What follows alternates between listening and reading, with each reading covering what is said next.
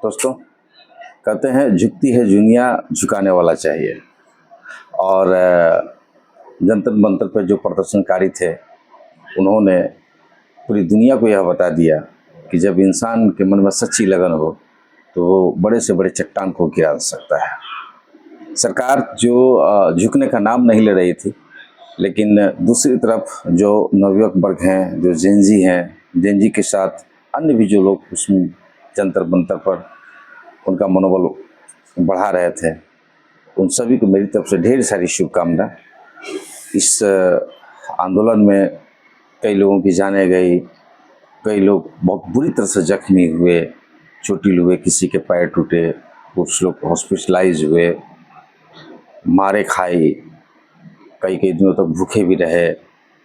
तो इन तमाम तरह के झंझावातों को, इन तमाम तरह के कठिनाइयों को पार करते हुए भी वे अपने मिशन से हटे नहीं। उनका एक ही मकसद था कि धर्मेंद्र प्रधान का इस्तीफ़ा होना चाहिए।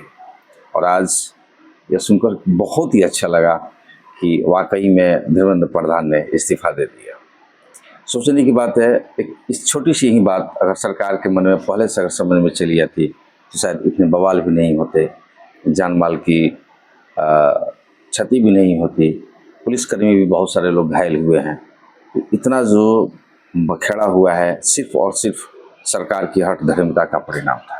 और आज सरकार ने नवयुवकों के सामने अपने हथियार डाल दिए और अंततोगत्वा धर्मेंद्र प्रधान को इस्तीफा देना पड़ा।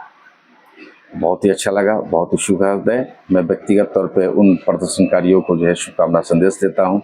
साथ ही उन माता पिता और उन अभिभावकों को भी मैं दिल से सैल्यूट करता हूँ, जिन्होंने अपने बच्चों को जो है उस रण के क्षेत्र में भेजा कि जाओ मेरे बच्चों, अपने भविष्य की लड़ाई और अपने ज़िंदगी से जुड़े हुए प्रश्नों को सरकार से पूछो, इसमें भले ही तुम्हारा कितना ही नुकसान क्यों हो। तो आज दिल बहुत ही खुश है, बहुत अच्छा लग रहा है।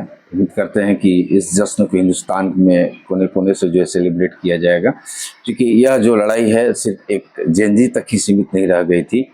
इस आंदोलन से हर उम्र, हर जाति, हर वर्ग के लोगों की जो है जनभावनाएँ जुड़ी हुई थी। और यह कहने में मुझे कोई संकोच नहीं है कि केंद्र सरकार धीरे धीरे निरंकुशता के कगार पर पहुंच गई थी, निरंकुश हो चली थी, लेकिन अंततोगत्वा सरकार इस चीज़ को मानने के लिए तैयार हुई कि अगर हम समाधान नहीं करते हैं, अगर हम इस्तीफा नहीं देते हैं तो स्थिति और भी विकराल हो सकती है। उम्मीद करते हैं कि भविष्य में भी इस तरह से जब कभी भी अमानवीय कदम सरकार के द्वारा उठाए जाएंगे तो उसी तरह से पूरे देश के लोग एकजुट होकर के उसका सामना करें और परिणाम हमारे और आपके सभी लोगों के सामने है। जय हिंद।